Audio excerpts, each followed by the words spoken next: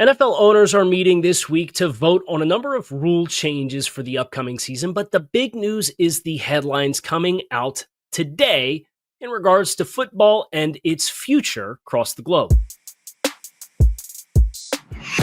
I'm Kyle Krabs with A to Z Sports, and owners are set to vote this week on playoff seeding and the dreaded Tush Push. But for my money, the biggest headline you will get is the headlines that are coming out this afternoon. NFL players are going to be permitted to play in the flag football Olympics competition. This is the NFL's first opportunity to take a huge step forward in their global outreach initiatives of the past decade. Consider every year you're seeing more and more games internationally. You're seeing teams being granted roster exemptions for players that are international players that don't count against the 90-man rosters each and every offseason. The goal, of course, is to expand the game across the globe and create as big of a footprint and collect as many fans as you possibly can, and in turn, find the best talent to come play in your league. This is the first chance that the NFL is going to get from a professional athlete level to get those athletes out into a nation-by-nation competition.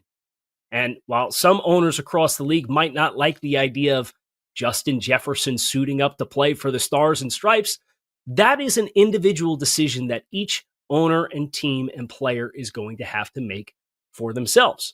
But because of how big of a point of emphasis the NFL has tried to get the NFL out in front of the global audience, having eligibility of your best players putting their skills on display is going to serve as an excellent ambassador for the game of football.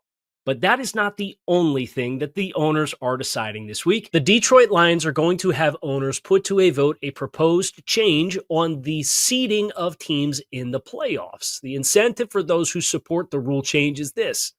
Too often at the end of the season, a team knows they're locked into a divisional championship, but can't improve their seeding to get the first round bye. As a result, they take their foot off the gas, coast to the end of the regular season, and the competitiveness and urgency that you would like to have in a regular season contest is no longer there. I personally feel this one is a little bit too much of an overreaction to what we saw with Minnesota versus Detroit in Week 18, where the Vikings fell to a wild card team and then had to go on the road in the playoffs while the Lions had their first round bye. But there, again, because of the recent change in the number of teams that made the postseason, could be continued pathways forward for this kind of tweak to be made in the years ahead. I just don't think we'll see this one come to pass in 2025.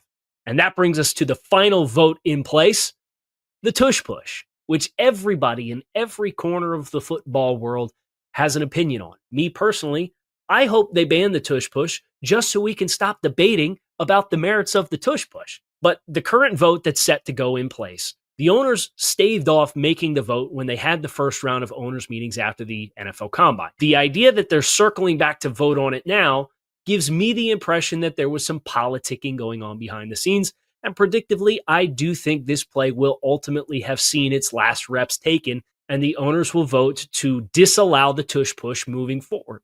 They need 24 votes to make it happen.